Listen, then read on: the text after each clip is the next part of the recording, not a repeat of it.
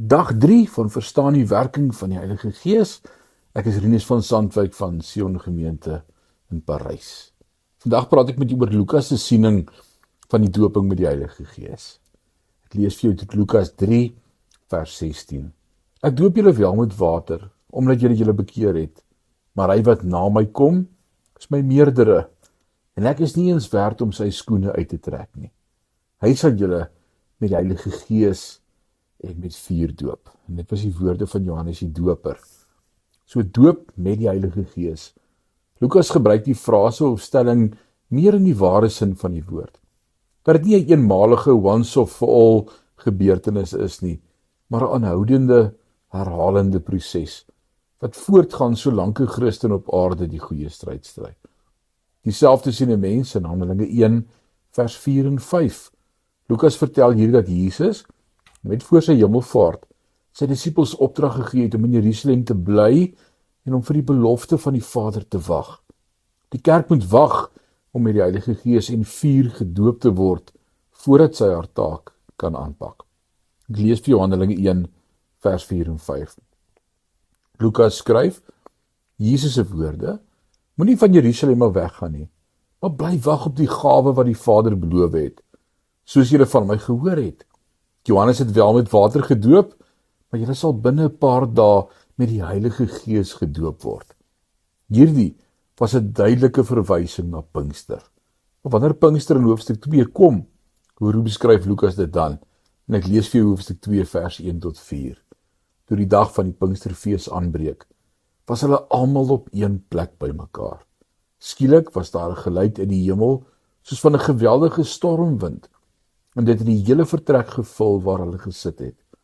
Hulle het iets soos vuur gesien, wat in tonge verdeel en op elkeen van hulle gekom het. Almal is met die Heilige Gees vervul. En hulle het in ander tale begin spreek, soos die Heilige Gees dit aan hulle gegee het om onder sy leiding te doen. Jesus beloof in hoofstuk 1 dat hulle met die Heilige Gees gedoop sal word.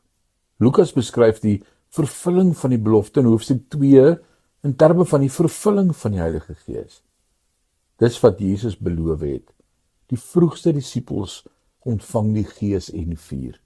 Lukas beskryf dieselfde gebeure in Handelinge 11 van vers 15 tot 17 as die doping met die Heilige Gees.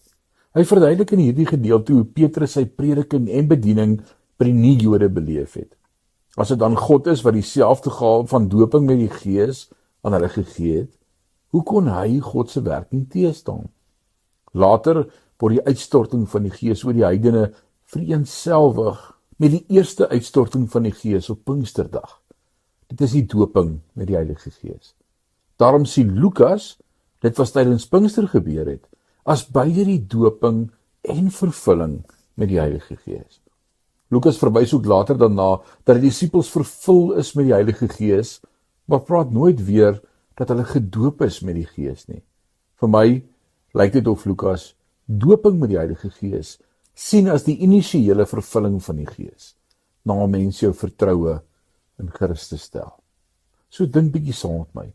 Dit beteken dat die apostels, wat met God se hulp bely dat Jesus die Christus is, en gaan lees gerus Lukas 9 vers 20, as ook Matteus 16 vers 17, en hom na sy opstanding gesien het, sy verstand deur die Gees geopen is, in Lukas 24 vers 45, om te snap dat, terwyl hulle dood was in hulle oortredinge en sondes, hulle vasgebind was aan die vlees self, in die tyd wat hulle saam met Jesus gewandel het, reg tot en met Pinkster.